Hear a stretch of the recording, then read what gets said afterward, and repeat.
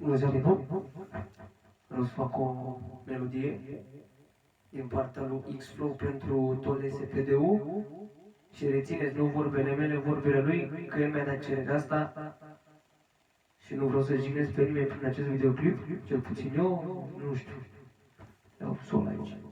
Zice, din partea lui pentru toate persoanele false din LSPD și care au arfe. Și de aia au opticat el pe ei toți și a zăpăcit și șmechere peste ei.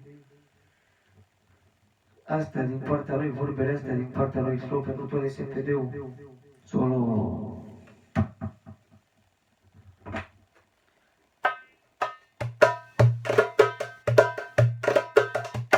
Stau să mă gândesc până te-am trecut.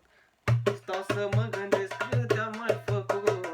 De la vârsta mea încărca legea, că mi-am dorit să ajung cineva. Stau și mă gândesc până te-am trecut. Stau și mă gândesc cât am mai făcut.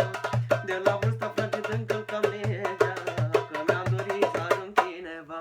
Mi-au plăcut banii de când eram mic și mi-am dorit mereu să mă ridic.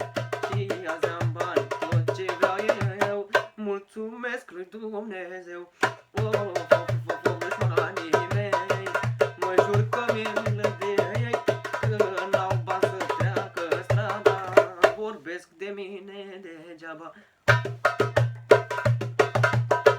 Of, of, of, dușmanii mei, mă jur mi-e milă de ei, că n-au bani să treacă strada, vorbesc cu mine degeaba.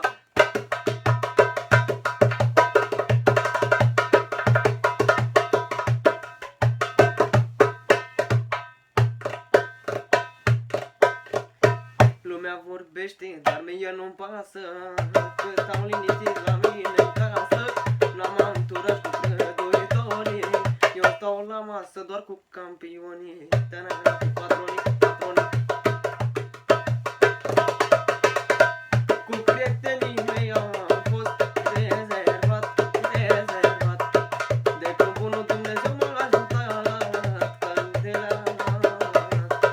de la bani pleacă, de la bani pleacă dușmania.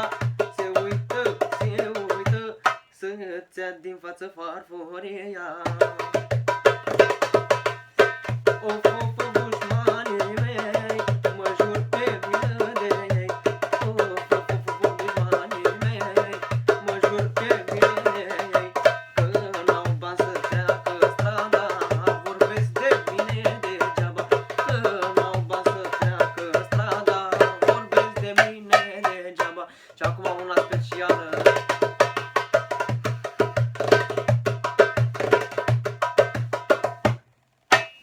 De-ar avea dușman putere,